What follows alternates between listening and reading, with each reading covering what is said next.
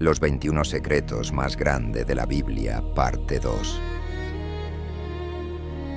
Número 11. La ubicación del jardín del Edén. Génesis 2:8 señala: y Jehová Dios plantó un huerto en Edén, al oriente, y puso allí al hombre que había formado. La Biblia solo dice que el Edén estaba en oriente y que era regado por un río de 4 brazos. Génesis 2:10-14 da algunos detalles.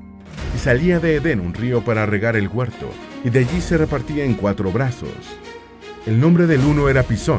Este es el que rodea toda la tierra de Javila, donde hay oro, y el oro de aquella tierra es bueno. Hay allí también bedelio y ónice. El nombre del segundo río es Gihón. Este es el que rodea toda la tierra de Cus, y el nombre del tercer río es Hiddekel. Este es el que va al oriente de Asiria, y el cuarto río es el Éufrates. Estas son las principales pistas para ubicar dónde estaba el hermoso lugar del que Dios expulsó a Adán y a Eva por comer el fruto del árbol prohibido. Hiddekel es un nombre antiguo del Tigris que, junto con el Éufrates, son los 2 ríos más importantes de Mesopotamia, por lo que una de las localizaciones probables para el Edén o paraíso terrenal es esta región histórica del cercano oriente. De los otros 2 ríos mencionados en el Génesis, el Pisón y el Gihón, no se sabe con certeza cuáles son, suponiendo que existían. Número 12. El Leviatán. Otro animal monstruoso mencionado en la Biblia es el Leviatán, que Job 41:18-21 describe así: con sus estornudos enciende lumbre, y sus ojos son como los párpados del alba. De su boca salen hachones de fuego, centellas de fuego proceden, de sus narices sale humo, como de una olla o caldero que hierve, su aliento enciende los carbones, y de su boca sale llama. El Leviatán es uno de los demonios principales en los cultos satánicos, junto a Lucifer y Belial, y Job lo describe como semejante al dragón, un ser mitológico. Durante la Edad de Oro de los viajes oceánicos, era imaginado por los marineros europeos como una enorme serpiente de mar, capaz de devorar barcos, y como una inmensa y monstruosa ballena. En el siglo XIX, a raíz de la popular novela Moby Dick, de Ernest Melville, empezó a pensarse en el Leviatán como un cachalote. Sin embargo, las serpientes marinas son más bien pequeñas, generalmente de entre 120 y 150 centímetros de longitud, con las más grandes alcanzando los 3 metros. Un cachalote puede pesar hasta 57 toneladas y una ballena azul el triple, pero ninguno de estos animales echa fuego por la boca. Número 13. El destino de los gigantes. Génesis 6:4 dice: y había gigantes en la tierra en aquellos días, y también después, cuando los hijos de Dios se unieron a las hijas de los hombres, y ellas les dieron a luz hijos. Estos son los héroes de la antigüedad, hombres de renombre. Estos gigantes híbridos, llamados Nefilim en la Biblia, fueron engendrados en tiempos de Noé mediante la unión antinatural de los ángeles malvados con mujeres humanas, y se habrían extinguido durante el diluvio universal, aunque los textos bíblicos no contienen precisiones sobre su destino. Los Nefilim no son los únicos seres gigantescos y misteriosos referidos en la Biblia. Unos espías enviados por Moisés a la tierra de Canaán regresaron con la historia de haberse topado con unos gigantes frente a los cuales parecían del tamaño de un saltamontes.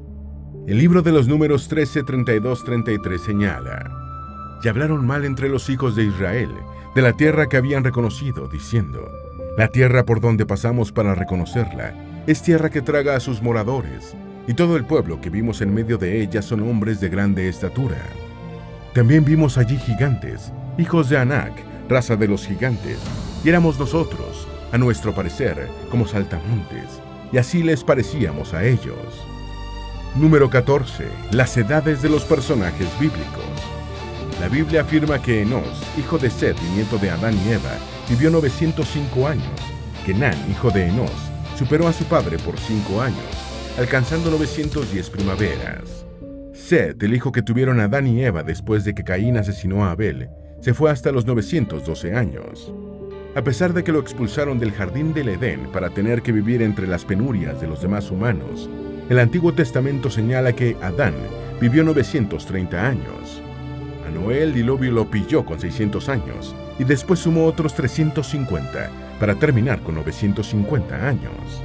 En su momento Yared batió la marca de longevidad bíblica con 962 años, récord del que lo despojó su nieto Matusalén, quien con 969 años tiene la máxima edad de la Biblia. ¿Por qué los personajes bíblicos son tan increíblemente longevos?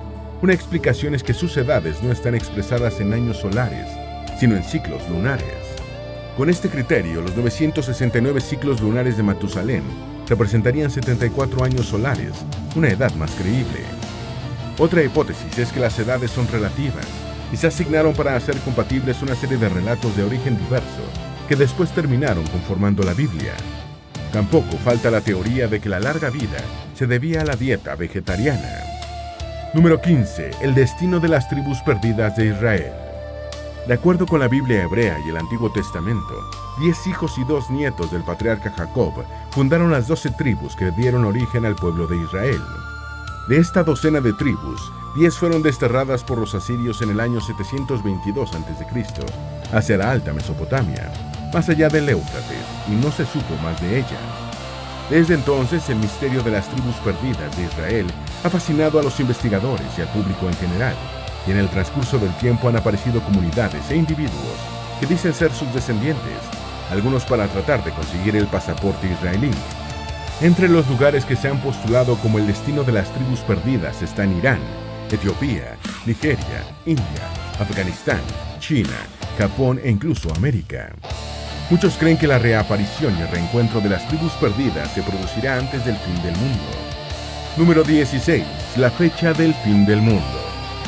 La Biblia cristiana señala que llegará un momento en el que terminará el gobierno del mundo tal como lo conocemos y comenzará el gobierno terrenal de Cristo. Ese momento, referido como el del fin del mundo, no tiene fecha definida. Según el Evangelio de Mateo, el mismo Jesús se encargó de aclarar que la fecha solo la conoce Dios, al decir: pero el del día y la hora nadie sabe, ni aun los ángeles de los cielos, sino solo mi Padre.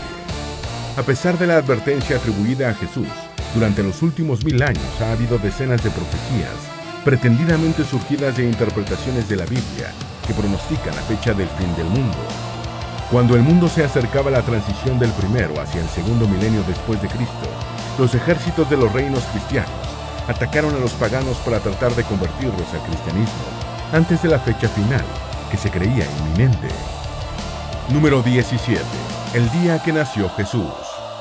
Si sobre el año de nacimiento de Jesús hay controversia a pesar de las pistas contenidas en el Evangelio de Lucas, sobre el día exacto no existe ninguna referencia bíblica. Examinando las referencias del Nuevo Testamento, se llegó a la conclusión de que el año más plausible para el nacimiento de Jesús fue un cercano al del comienzo de la era común, pero sobre la fecha precisa no existe indicio alguno, y puede ser cualquiera de los 365 días del año. La fecha del 25 de diciembre, adoptada por el cristianismo primitivo para el nacimiento de Jesús, se popularizó a partir del siglo III, para encajarla en las festividades del solsticio de invierno. Número 18. ¿Jesús estaba casado? La Biblia en ningún momento señala que Jesús tuviera pareja, ni mucho menos descendencia, pero apartando a su madre, la mujer con la que tuvo una relación más cercana fue María Magdalena. En primer lugar, según los evangelios, le salvó la vida cuando iba a ser lapidada por cometer el delito de adulterio, pronunciando una de sus frases más célebres: aquel que se sienta libre de pecado, arroje la primera piedra. Después de este episodio del Nuevo Testamento, María Magdalena pasó a formar parte del séquito de Jesús, y los evangelios señalan que acompañó a María durante la crucifixión de su hijo y que estuvo presente en la sepultura de Cristo. También fue la primera en ver que la tumba de Jesús estaba vacía y le avisó a Pedro y a los demás apóstoles. Juan Pablo II la llamó la apóstol de los apóstoles. La versión rechazada por el cristianismo de que Jesús y María Magdalena fueron pareja y tuvieron descendencia, siendo su estirpe el verdadero Santo Grial, se hizo especialmente conocida después de la publicación de la novela superventas, El Código da Vinci, de Dan Brown. Número 19. El destino del Arca de la Alianza. El Arca de la Alianza, descrita en el libro del Éxodo con las dimensiones y especificaciones precisas que Dios le dio a Moisés para su construcción, era un cofre de madera enchapado en oro en el que los israelitas guardaban las tablas de la ley con los 10 mandamientos y otros objetos sagrados. Según los relatos bíblicos, fue tomada como botín por los filisteos, pero estos la devolvieron a los judíos en un carro tirado por una vaca y acompañada de ofrendas de oro, después de que se convencieron de que su posesión estaba ocasionando una serie de calamidades. Saúl aparentemente la llevó consigo durante su campaña contra los filisteos. David la trasladó a Sión y finalmente Salomón la colocó en el Santa Santorum del primer templo de Jerusalén. Cuando el rey caldeo de Babilonia, Nabucodonosor II, destruyó el primer templo en el año 587 a.C., el Arca de la Alianza desapareció y está perdida desde entonces. Número 20. ¿Quién era el faraón del tiempo del Éxodo? Según el libro del Éxodo, Moisés le pidió al faraón que permitiera al pueblo judío abandonar Egipto, pero este se negó y Dios arrojó toda su ira sobre los egipcios, bajo la forma de plagas y calamidades, hasta que el monarca accedió. Pero una vez comenzado el éxodo, el ejército del faraón persiguió a los judíos, y Moisés tuvo que separar las aguas para escapar. Sin embargo, la Biblia no registró el nombre del faraón en cuestión, y los textos egipcios no registran el evento del éxodo judío. Algunos eruditos postulan que el faraón era Ramsés II, mientras que otros proponen a Tutankamón, el popular rey Tut. Número 21. ¿Qué fue del Santo Grial? Según la tradición cristiana, el Santo Grial es la copa, cáliz o recipiente en el que Jesús bebió vino durante la última cena. La versión de que Jesús resucitó se le apareció a José de Arimatea, ordenándole que llevara el Grial a Gran Bretaña. Fue escrita en el siglo XII por el francés Robert de Boron. Posteriormente se añadió la versión de que el cáliz fue utilizado por José de Arimatea para recoger la sangre que provenía de la herida de Jesús crucificado ocasionada por el lanzazo en el costado. Otra historia señala que la copa fue llevada de Tierra Santa a Europa por los caballeros templarios. Un reportaje de la BBC señaló que hay más de 200 lugares en Europa que se atribuyen la posesión del único y auténtico Santo Grial. ¿Cuál de estos misterios bíblicos te ha parecido más fascinante? ¿Podrías añadir alguno más? Esperamos que este video te haya sido